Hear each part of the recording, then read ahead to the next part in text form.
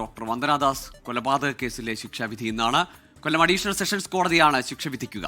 Case അപൂർവങ്ങളിൽ അപൂർവമായി കണ്ട് പരമാവധി ശിക്ഷ പ്രതിക്ക് നൽകണമെന്ന് പ്രോസിക്യൂഷൻ ആവശ്യപ്പെട്ടിട്ടുണ്ട്. ജിബിൻ JB തിരുവനന്തപുരത്ത് നിന്ന് തുടരുന്നുണ്ട് വിവരങ്ങൾ നൽകാനായി. Jibin, good morning again. ഏറ്റവും കൂടുതൽ ഇന്ന് നമ്മൾ പ്രതീക്ഷിക്കുന്നത് ഈ ഒരു വിധിക്ക് വേണ്ടി തന്നെയാണ്. 2 ദിവസം മുമ്പ് വാദപ്രതിവാദങ്ങളൊക്കെ പൂർത്തിയായല്ലോ അല്ലേ?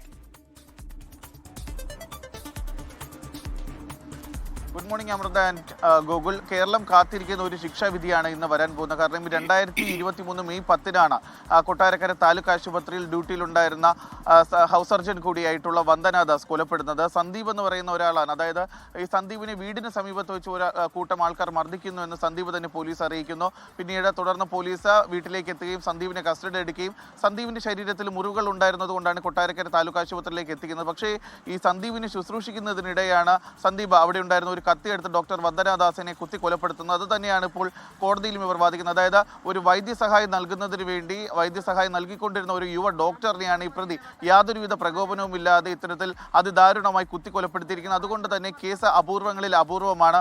പരമാവധി ശിക്ഷ തന്നെ പ്രതിക്ക് ലഭിക്കണമെന്നാണ് പ്രോസിക്യൂഷൻ വാദിച്ചിരിക്കുന്നത്. പക്ഷേ ഈ പ്രതിഭാഗം പറയുന്നത് നേരത്തെ തന്നെ മറ്റൊരു ക്രിമിനൽ കേസിൽ പെട്ടയാളല്ല, അത്തരത്തിലുള്ള ഒരു പശ്ചാത്തലമില്ല, പെട്ടെന്നുണ്ടായ ഒരു മാനസിക വിഭ്രാന്തി കാരണമാണ് ഈ ഒരു കൊലപാതകത്തിലേക്ക് നയിച്ചതെന്നാണ് പ്രതിഭാഗം പറയുന്നത്. കഴിഞ്ഞ ദിവസം ഈ വാദപ്രതിവാദത്തിനിടെ പ്രതി കോടതിയോട് ചോദിച്ചതും തനിക്ക് എന്തെങ്കിലും പശ്ചാത്താപം അല്ലെങ്കിൽ പ്രായച്ചിത്തം ചെയ്യാൻ ഇനിയെങ്കിലും വഴിയുണ്ടോ എന്ന് കോടതിയോട് ചോദിക്കേണ്ട. എങ്ങനെ മുൻകൂട്ടി പ്ലാൻ ചെയ്ത ഒരു കൊലപാതകമല്ല, പെട്ടെന്നുണ്ടായ ഒരു മാനസിക വിഭ്രാന്തി ചെയ്തതാണ്. അതുകൊണ്ട് തന്നെ പരമാവധി ശിക്ഷയിൽ ഇളവ് ലഭിക്കണം, പ്രായമായ ഒരു അമ്മ ഉണ്ട് എന്നാണ് പ്രതി വാദിച്ചത്. പക്ഷേ കോടതിയുടെ നിരീക്ഷണവും അതുപോലെ തന്നെ പ്രോസിക്യൂഷൻ വാദവും എന്ന് പറയുന്നത് കേസ് അപൂർവങ്ങളിൽ അപൂർവമാണ്. കാരണം ഒരു ആശുപത്രിയിൽ വൈദ്യസഹായത്തിന് വേണ്ടി എത്തിയ ഒരാളെ അതിൽ വൈദ്യസഹായം നൽകുന്നതിനിടെയാണ് പ്രതി യാതൊരുവിധ പ്രകോപനമില്ലാതെ കുത്തി കൊലപ്പെടുത്തിയിരിക്കുന്നത്. അതുകൊണ്ട് പരമാവധി ശിക്ഷ തന്നെ ലഭിക്കണമെന്നുള്ള ഒരു കാര്യമാണ് ഇപ്പോൾ കഴിഞ്ഞ ദിവസം കോടതിയിൽ വാദിച്ചത്. എന്തായാലും കേരളം ഇന്ന് ഉറ്റുനോക്കുന്ന ശിക്ഷാവിധി ഇന്ന് രാവിലെയോടുകൂടി തന്നെ 10 മണിക്ക് തന്നെ കേസെടുത്തു കഴിഞ്ഞാൽ ആദ്യം തന്നെ ഈ ശിക്ഷാവിധി ഉണ്ടാകുമെന്ന് തന്നെയാണ് നമുക്ക് അറിയാൻ സാധിക്കുന്നത്. ഗോകുൽ ആൻഡ് അമൃത.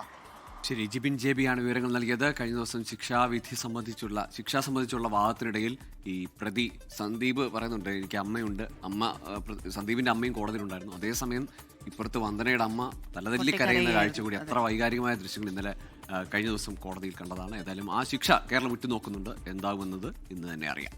ലോകത്തെവിടെയായാലും ഏത് സമയത്തും 24 വാർത്തകളും ഓഗ്മെന്റഡ് റിയാലിറ്റി പാക്കേജുകളും എക്സ്പ്ലെയിനറുകളും വിശദമായി കാണാൻ ഞങ്ങളുടെ യൂട്യൂബ് ചാനൽ നിങ്ങൾക്ക് സബ്സ്ക്രൈബ് ചെയ്യാം.